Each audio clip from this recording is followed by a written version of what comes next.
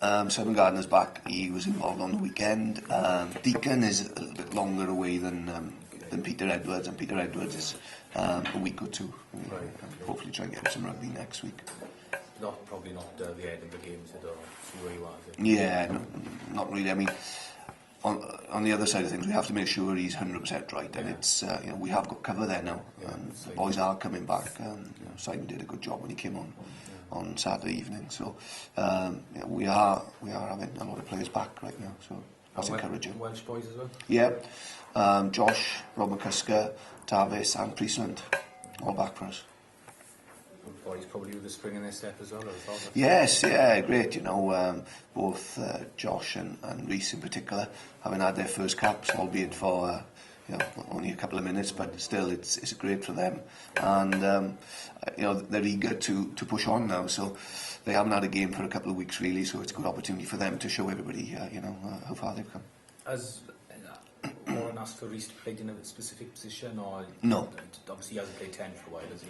No, he hasn't. In fairness, that's all he's done is say that these guys are going to be released back to us.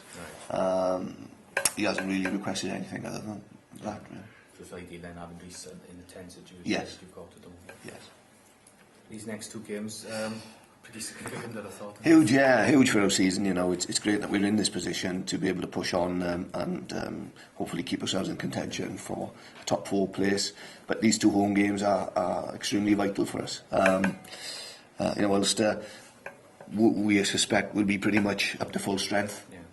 I think there'll be a few returning Irish squad members who haven't been used so far coming back for them. And we're having a couple of boys back as well. That certainly made a difference in training this week in terms of the quality that's available to us.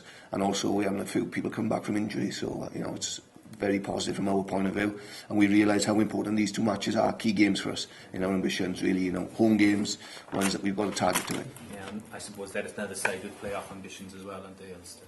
Very much so, and if you look at the table, they'll be looking at us and saying, well, if we can knock them off their perch, it's our opportunity to get into that top 4, so it's a huge fixture on Friday. 5 games without a win, is that a concern? On one level it is, because momentum is very important, but on another level, when you look at what we've done, particularly in the 2 LV games, it's been about continuing our theme on development and giving opportunities to boys. So there's been a lot of there hasn't been much continuity in terms of our selection, put it like that. But we knew that was going to happen. The LV was never a priority for us, and we were always going to give opportunities during that period. And then when you look at the other 2 games against Leicester and Perpignan, the top class quality opposition. So on one level it is, on another level it's not, because now we start to get back to our main focus this season, which is the Madness League. We're starting to get back a lot of our injured players, and we've got some of our quality players who have played international rugby back as well, and that will include Sean Lamont. You spoke about getting momentum in these 3 games. You didn't get the win in the last game, but did you pick up anything? Yeah, we did. Forward? Yeah, absolutely. Connacht is always a very difficult place to go for any team. Typical windy, wet, horrible conditions, and our forwards in particular played extremely well. Now, the one area that we focused on really since our European campaign has been on the pack and getting that pack to operate and function at the level it needs to for us to be competitive at the top end of our league and of European rugby. And the pack has played extremely well, I think, in the last game, and I'm hoping for further improvements in this game. And if we can marry that with our style of rugby, we really have something to hold on to.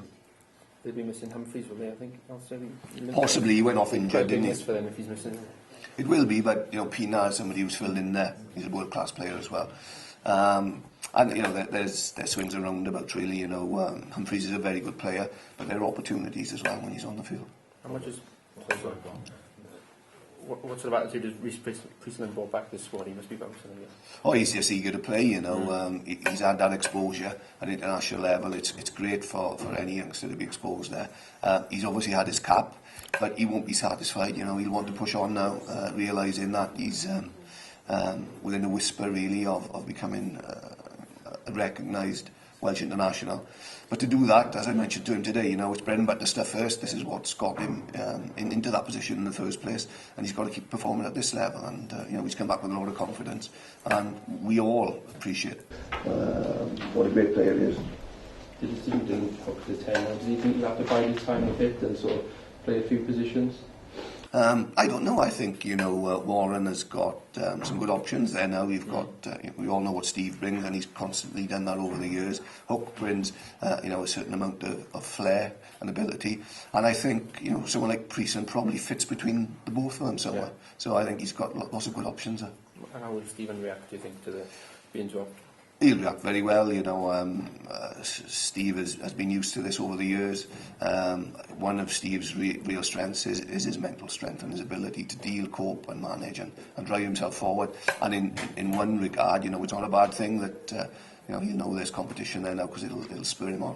And it's a bit the same with Ireland, I think, isn't it? You know, if they bring on O'Gara to close the game up, I think Stephen probably the similar sort of role. Well, absolutely, you know, you can't have anybody in any position feeling comfortable that they're not under any pressure, because you don't get the best out of them. And I think it's great competition at 10 for Wales right now. You mentioned Sean Lamont there. Nigel, I spoke to Sean after the game once afternoon. He's a pretty angry man. Has he calmed down at all? Because obviously there's a lot of rage in his performance as well. Yeah, there was. You know, you could see that when he came on. You know, he felt that obviously he should have started. Yeah. But again, as I say, I think it's been good for him that he realises that he wasn't a shoe in there. He had to compete for his position, and you saw what that can do then when, you know, he's given a chance, having come off the back of a disappointment like that. And you know, I'm sure he'll carry the form through. He was very keen to play this weekend. You know, he phoned me and saying that he wanted to play, which is a real good sign for us. And these boys coming back as well. Now, they've been a big part of what we've been this season and getting us to where we are currently, and they know that we have to keep going forward and being successful and winning games in order to stay where we are, and they want to be part of that, so that's encouraging from our point of view. I mean, obviously Sean's played centre, he's played full back on the weekend. Did you see that as an option with him at all? Well, it could be. You know, he's very similar in terms of his skill set to Morgan Stoddard, and Morgan can play anywhere in the back three, and Sean showed his versatility on Saturday, so yeah, why not? On the weekend, Nigel Stoddard signed a new contract earlier to say anything at all? Not specifically, you know. I've probably said in the past that after the Six Nations we'll be making an announcement in terms of who we've re-signed for next year. There's still certain negotiations taking place right now, so I don't want to you know, cut across those really, but where we are right now in terms of, you know, what we've been able to secure for next year, I'm very pleased. Just George North, I mean, is back in full contact really? Not quite yet. George will play and be available to play against Edinburgh. Fine last weekend and Johnny Heads as well, they're all right. Yeah, they've all come through well, and I think, you know, just looking at the boys we had in training in the back line today, and the boys who are coming back, you know, we've got the likes of George coming back, Regan's back in shape there. You know, we've had Priestland back now. So it's really starting to shape up with an exciting backline, particularly when we get our international players back. When you add John, Steve, Stodds to that mix, you know, that's looking a real healthy backline for us as we move into the end of the season, which could be so crucial for us. Any sign of Andy Fenby? No, he's still strong.